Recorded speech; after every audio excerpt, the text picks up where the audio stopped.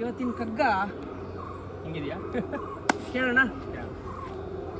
ಆರಣ್ಯಕದ ಪುಷ್ಪಗಳ ಮೂಸುವವರಾರು, ಆರಿಹರು ಪತಕ ದುಡುಪನು ಹುಡುಕಿ ಮೆಚ್ಚಲ್, ಬೇರೊಬ್ಬರೆಣಿಕೆ ಇಲ್ಲದೆ ಪ್ರಕೃತಿ ತನಗೆಂದೆ ಸ್ವಾರಸ್ಯವೆಸಗುವಳು ಮಂಕುತಿಮ್ಮ. ಕಳೆದ ಒಂದಿಷ್ಟು ಕಗ್ಗಗಳಿಂದಲೂ ಗುಂಡಪ್ಪನವರು ಪ್ರಕೃತಿಯ ಸೃಷ್ಟಿ ಬಗ್ಗೆ ಹೇಳ್ತಾ ಇದ್ದಾರೆ. ಈಗ ನಮಗೆ ಇಲ್ಲೊಂದು ಹಕ್ಕಿಯ ಶಬ್ದ ಕೇಳಿಸ್ತಾ ಇದೆ, ಹೂವಿನ ಪರಿಮಳ ಬರ್ತಾ ಇದೆ, ಮತ್ತು ಬಣ್ಣ ಬಣ್ಣದ ಚಿಟ್ಟೆ ಹಾರಾಡ್ತಾ ಇರುತ್ತೆ.